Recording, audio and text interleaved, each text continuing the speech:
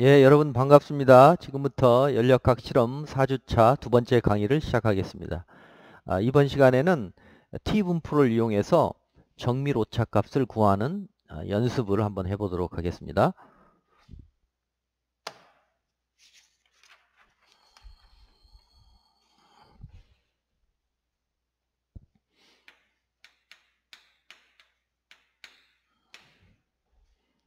자, 두께를 10번 측정했어요. 두께를 측정하는데 두께를 10번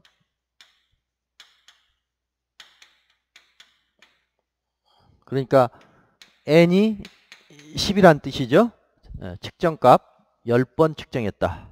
그래서 데이터를 이제 주면은 데이터 xi는 첫 번째 값은 3.61, 두 번째 값은 3.62, 세 번째 값은 3.60, 네 번째 값은 3.61, 그 다음에 다섯 번째 값은 3.61, 3.63, 네 번째, 다섯 번째 3.61 이런 식으로 그 다음에 여섯 번째 값 3.62, 그 다음에 일곱 번째 값 3.60, 3.62, 3.64, 3.62 이렇게 10개 어떤 두께를 측정을 했어요. 그래서 데이터 10개 나왔어. 뭐 온도를 측정했다고 해도 되겠지? 그래서 데이터 10개가 나왔다. 그래서 이 표본, 이게 이제 개수가 작으니까 표본이라고 보면 되겠죠? 두께를 무한대 측정해야 되는데, 그 정확한 값을 하려면 10번만 측정했으니까, 표본이라고 보면 되는 거예요. 그리고, 그래서 라지 n을 쓴 거지. 표본 집단이라고 보는 거죠. 모집단이 아니고 표본 집단이라고 생각하자. 그랬을 때 문제는, 첫 번째, 평균을 구하라. 표본의 평균이니까 x바를 구하라. 두 번째, 표준편차를 구하라. 표본의 표준편차. 다 표본 개념이죠. 샘플. 표준편차. 표본에서는 시그마가 아니고 S로 쓰기로 약속했으니까 S를 구하라. 그 다음에 세 번째가 이제 중요한 건데, 측정값이 95% 신뢰 수준 내에 들어가기 위한 측정값의 범위를 구해라. 그러니까 95% 신뢰 수준에서 임의의 측정값은 어떻게 된다고 그랬어요? 평균을 중심으로 플러스 마이너스 95%면은 플러스 마이너스 몇 시그마냐? 몇 시그마냐? 플러스 마이너스 T 시그마, TS. 요걸 구하라는 거죠. 95% 신뢰 수준에서 임의의 측정값은 평균으로부터 플러스 마이너스 몇 시그마 사이에 있는가? 여기 이제 95% 신뢰 수준에서 만약에 정기 분포를 하면 그냥 1.96 시그마, 95.4%면 2 시그마라고 바로 하면 되는데 데이터가 10개밖에 안 되니 이것은 T 분포를 가지고 처리해야 되겠죠. 그래서 우선은 이제 어쨌든 평균과 표준편차는 구해놓고 봐야 돼요. 그래서 여기 구할 수 있겠죠? 이거 구하면 이거 10개니까 싹 더해서 n으로 나누면 되지. 10으로 나누면 구해지겠죠? 구해보면 3.617이 나와요. 3.617. 이거 다 단위가 밀리미터라고 하면 3.617 밀리미터 이런 단위. 표준편차도 구할 수 있겠죠? 표본의 표준편차는 어떻게 한다고 그랬어? xi 빼기 평균 나누기의 제곱, 편차의 제곱, 그 다음에 싹 더하고 n으로 나누는 게 아니고 n-1로 나눈 다음에 루트를 씌운다. 이거 계산할 수 있겠죠? 이거 첫 번째 편차는 x1일 때니까 3.61 빼기 3.617의 제곱 더하기 두 번째 편차 3.62 빼기 3.617의 제곱 세 번째 편차의 제곱 이런 식으로 해서 쭉 10개 편차를 다 제곱해서 더하고 나누기 10이 아니고 9 9로 나눈 다음에 루트를 씌우면 S가 나와요. 이게 표본의 표준편차 데이터 수가 작았을 때 표준편차 해보면 0.0125 mm가 나와요. 밀리미터. 그래서 이건 이제 쉬운 거고 우리가 원래 알고자 했던 것은 임의의 측정값은 95% 신뢰 수준에서 평균으로부터 플러스 마이너스 최대 몇 시그마 사이에 있느냐 라고 해야 되니까 결국 T분포표에서 T값을 알아야 되겠어요. T 95%. 그래서 아까 제가 보여드린 그 T분포표를 보면은 이 T값이 데이터가 10개니까 자유도는 몇이에요? 데이터가 10개니까 자유도는 9. 자유도 9짜리 T분포에서 T분포는 요 자유도로부터 자유도가 하나, 둘 이렇게 해서 우리는 자유도 9짜리가 필요하네. 9에 대한 T 95%짜리를 알고 싶으니까 95%. 만약에 99% 신뢰 수준을 알고 싶다. 그러면 이쪽도 표가 있어요. 근데 우리 지금 95% 신뢰 수준의 T값. 그리고 자유도는 9개. 데이터는 10개니까 요 T 95를 찾아보면 2.262. 2.262가 나와요. 2.262.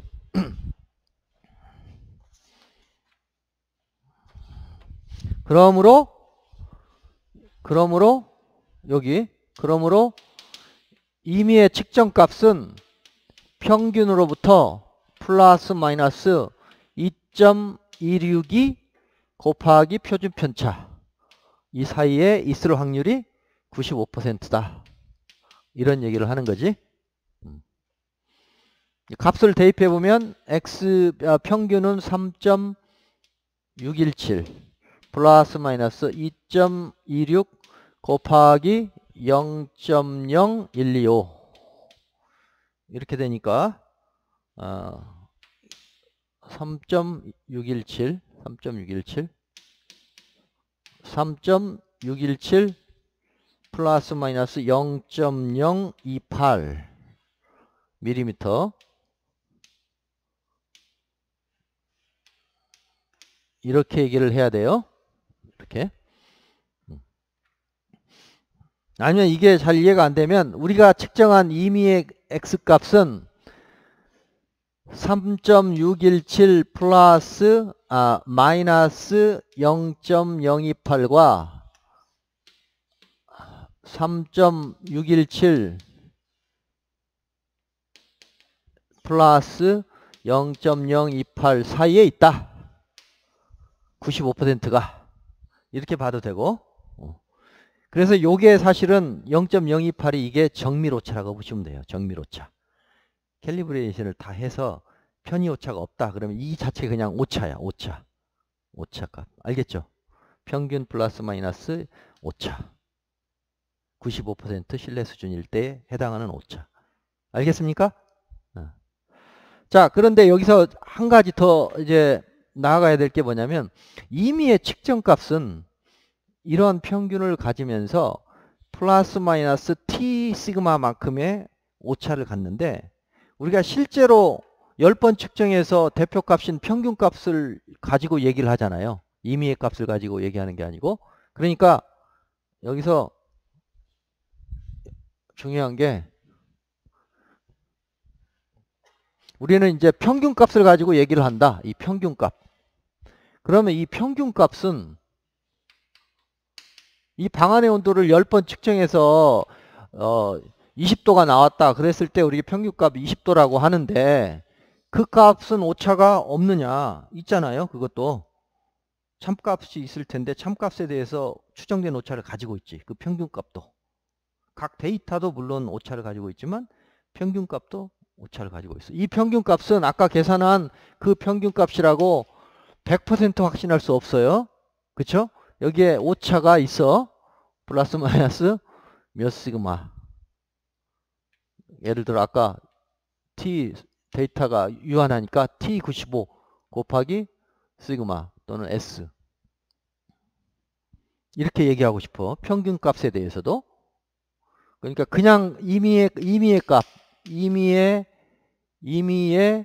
측정값 x는 평균값 플러스 마이너스 t95의 s 이렇게 얘기를 하는데 95% 신뢰 수준에서 그게 아니고 이 x를 평균한 평균값은 그냥 평균값이라고 100% 단정할 수 없고 이것도 마찬가지로 플러스 마이너스 몇 시그마 라고 해야 돼요. 그러면 좀 이상하긴 한데 여기도 x고 x니 그러니까 원래는 이게 참값이라고 생각해야 돼요. 원래는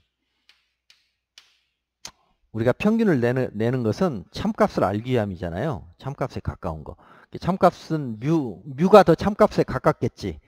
그러나 우리는 뮤를 모르니까 그냥 x로 치환을 하는 거야. x로 치환하고 여기에 이제 t95의 s인데 이 s는 이 개별 측정값의 s와는 다르겠죠. 어떤 오차가 더 작을까요? 개별 측정값의 오차가 작을까? 아니면 평균의 오차가 더 작을까? 참값으로부터. 평균이 더 작겠지. 평균을 내면 더 참값에 가까워지겠죠. 그러니까 여기에 그 ES 값을 쓰는 게 아니고 이것보다 더 작아져요. 얼마 이론적으로 루트 n만큼 작아져. 루트 n만큼 이렇게.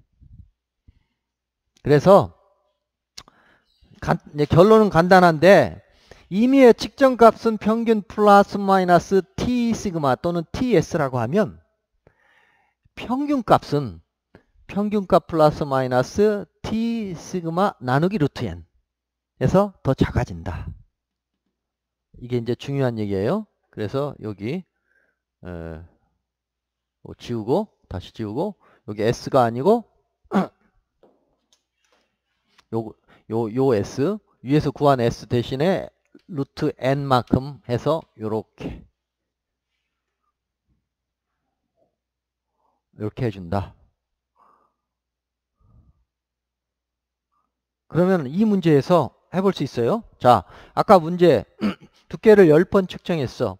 그래서 10개의 데이터를 얻었고 그것의 평균을 구해보니까 3.617 그것의 표준 편차를 구해보니까 0.0125 그래서 결론적으로 임의의 데이터는 평균으로부터 플러스 마이너스 ts 사이에 들어간다 라고 하고 그걸 계산해 보니까 3.617 플러스 마이너스 0.028 사이에 95%가 들어간다. 즉 오차는 0.028이다. 플러스 마이너스 0.028 이게 정밀 오차에 해당한다. 이렇게 얘기를 했어요. 그런데 우리는 개별 데이터를 쓰는 게 아니고 이 방안의 온도는 이제 이 전체 두께는 평균 얼마다 3.617이라고 주장하고 싶어. 그냥 요 데이터 하나야. 평균 데이터 하나. 자, 이 평균 데이터는 오차가 얼마냐 했을 때는 오차가 위에서 구한 개별 오차보다는 더 작다. 평균이니까. 그래서 이론적으로 루트 n만큼 작다. 이렇게 되는 거예요. 그럼 여기서 어떻게 되겠어? 요 S 다시라고 그러면 S 다시는 개별 데이터 S 나누기 루트 n. 개별 데이터의 표준 편차는 아까 구했죠? 0.0125 나누기 데이터는 10개 루트 10 이렇게 해주면 더 작은 오차가 나온다는 뜻이죠. 이게 약간 헷갈릴 수 있는데 한 번만 잘 이해하시면 돼요. 그래서 루트 10으로 나누면 루트 10으로 나누면 0.00395 이렇게 해서 이제 훨씬 더 작아지는 거지. 네, 이렇게. 그래서 이제 여기 요걸 이용하면 x바는 이렇게 쓸 수 있어요. 이제 x바는 3.617의 평균값을 갖는데 그것도 오차를 가지고 있다.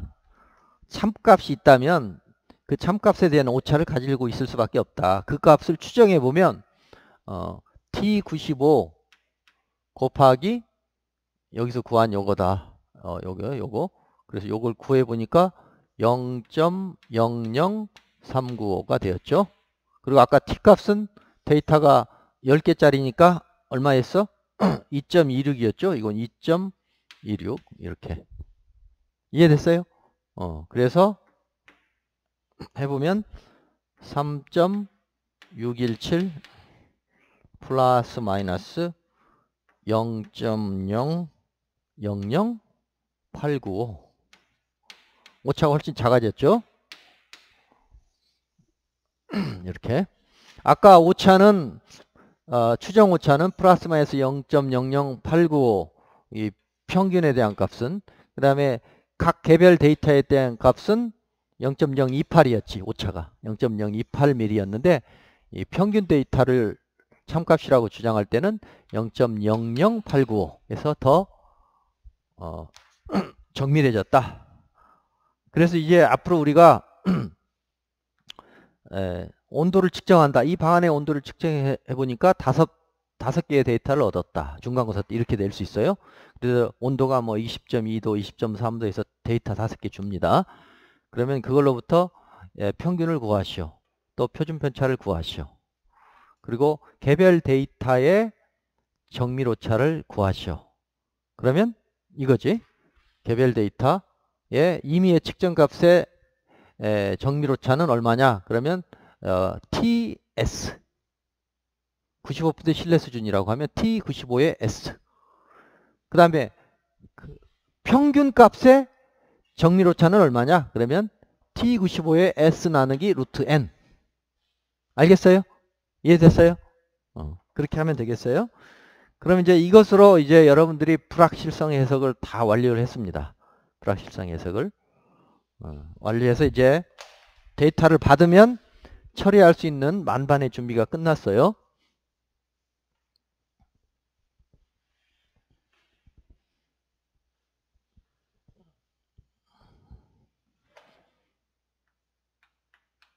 제가 여러분들이 이걸 좀 연습해 보기 위해서 작년도 중간고사 문제를 한번 여기 써드릴 테니까 각자 노트에 풀어보세요. 그러면 이번에 이제 중간고사는 그걸 좀 변형해서 낼 테니까 작년 중간고사 문제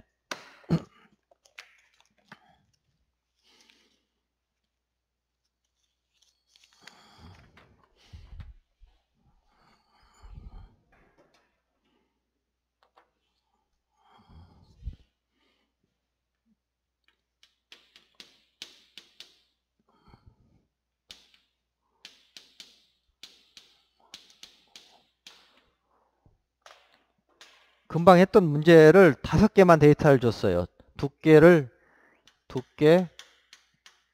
5번 측정. 그래서 xi가 9.61, 9.63, 9.65, 9.64,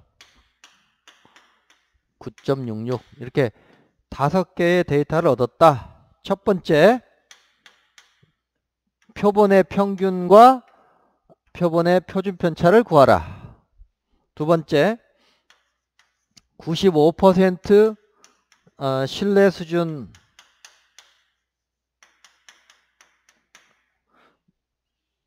수준일 때 이 x의 범위를 구하라. 즉 x의 범위. 그러면 x의 범위 이게 무슨 뜻이야? x는 평균의 플러스 마이너스 몇 시그마 몇 s구나. 근데 지금 데이터가 5번밖에 안 되니까 정기분포가 아니고 t분포. 이게 t 값을 써야 되는구나.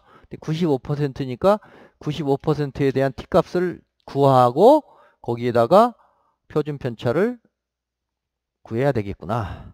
이해됐어요? 이 문제를 냈어요. 이제 여기다 한 가지 내가 추가한다면, 작년에 여기까지 냈는데 추가한다면 이제 3번 이제 측정값의 평균은 평균의 정밀오차는 얼마냐 이렇게 물을 수 있어요. 이제는 개별 측정값의 정밀오차는 이거지. 이거는 개별 측정값 자체, 측정값의 정밀오차라고 보면 이제 평균의 정밀오차는 뭐냐? 이거는 이걸 구하라는 거지. x바는 x바 플러스 마이너스 t95는 똑같고 s 나누기 루트 n을 구하라는 뜻이에요. 이해됐어요? 그래서 요게 이제 평균의 정밀오차다.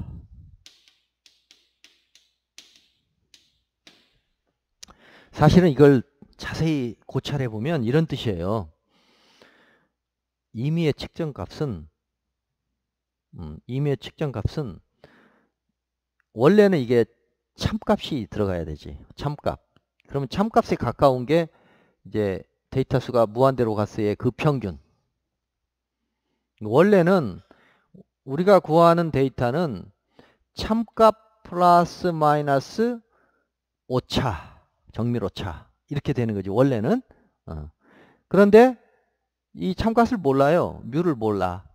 그러니까 그냥 그 자체의 평균값, 그 표분의 평균값으로 대체하는 거야. 표분의 평균값 또 약간 오차를 가지고 있지만 그냥 임의의 측정값은 평균값 플러스 마이너스 오차다. 이렇게 설명하는 거예요. 그런데 임의의 측정값이 아니고 이제 평균값도 오차를 가지고 있으니까 평균값의 오차라는 것도 원래는 참값에 가까운 평균, 즉 뮤를 상정해야 되는데 데이터가 무한대에 가깝지 않으니까 그냥 이것 대신에 그냥 이걸로 추정하는 거예요.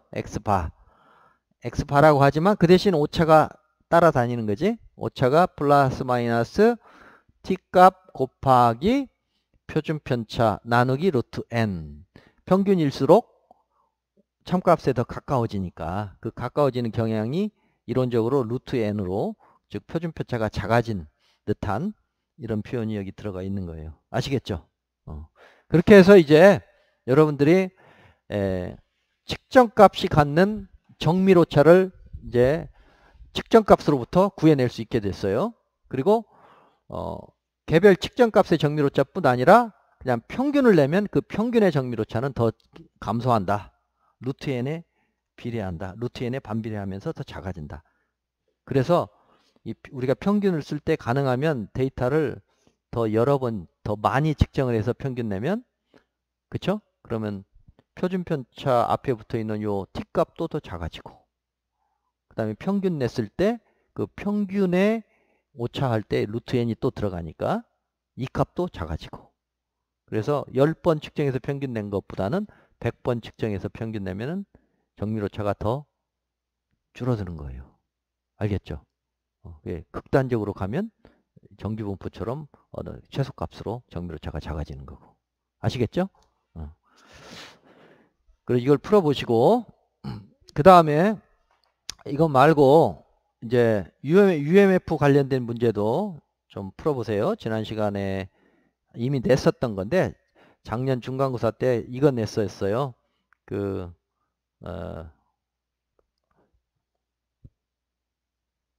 요 직류회로 내에서 저항에서 발생하는 발열량을 구하라. 그러면 이걸 전류 곱하기 전압으로 구하는 방식이 있고, 또 뭐라고 했어요?